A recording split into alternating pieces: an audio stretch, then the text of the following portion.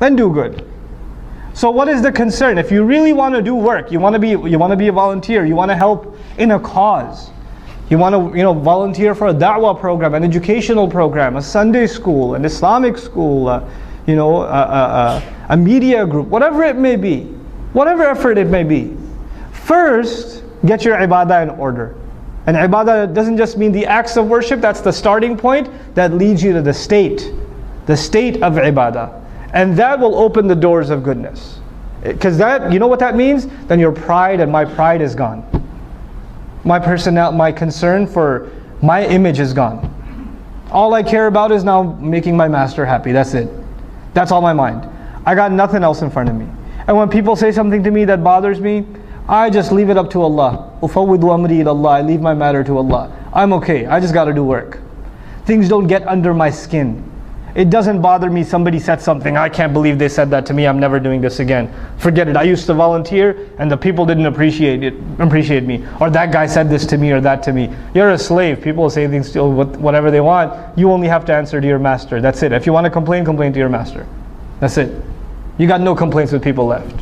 You're fine. That's waf'alul khair. And then subhanahu wa ta'ala he says, لَعَلَّكُمْ تُفْلِحُونَ, so you can attain true success. What's beautiful about this ayah is what I started this discussion with. I said Islam is concerned with more than yourself. Remember that? Islam by definition is concerned with more than yourself. If you say irka'u wasjudu wa'budu rabbakum, that's yourself. Make ruku', make sujood, be in a state of ibadah. But when he says waf'alul khair, do good, good helps who? Others. Now, if you really want to be successful, then you have to help others. You have to do good for others. لَعَلَّكُمْ تُفْلِحُونَ, so you can be successful. But even if you do good for others, it's not for them, it's for who? Yourself. So our voluntary contributions in whatever way, shape or form are actually efforts to help our own selves. Don't ever, should I dare look back at a masjid that I gave time to, a program, a convention I helped put together, a check I wrote to the school or whatever, and say I helped them. I only help myself. And the moment I say I help them, it doesn't count for me anymore. I cannot go to Allah and say, Ya Allah, where's the money I gave? Allah will say, you already said it, you helped them. You didn't say you helped yourself. You can't have it both ways. Allah only takes one intention. So if you're going to give, whether you give time, whether you give money, whether you give effort, whether you give suggestions, if you're going to give, you better only expect returns from Allah. You expect anything from anyone else, Allah doesn't like to share intentions. Subhanahu wa ta'ala, He wants His intention to be exclusive. You try to put anybody else, yourself, some other agenda in that intention, is gone. It doesn't count for anything. So you know how sometimes in Islamic organizations, especially because so many of our organizations are donation dependent. Masajid are donation dependent, schools are donation dependent, right? Da'wah organizations are donation dependent, publishers are donation dependent.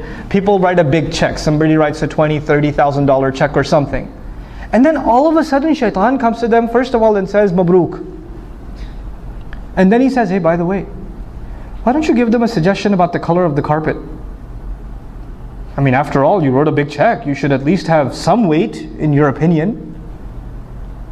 And so you go and you give a suggestion. You didn't give a suggestion before you wrote the check, but all of a sudden, now your opinion just got $30,000 heavier. So you want to give an opinion. And you're expecting that your opinion will be taken a lot more seriously. Now why? Because you gave some money. Then your intention for giving the money was not Allah anymore, it was just to get your opinion to weigh a little more. That's all you will get out of that sadaqah. That's all you'll get. Is it worth it? Think about that. Just think about that. Before you ruin the sadaqat you give, in any cause. Wallahi, in any cause. Don't tie your contributions to expectations. If you want to have expectations, have them with Allah.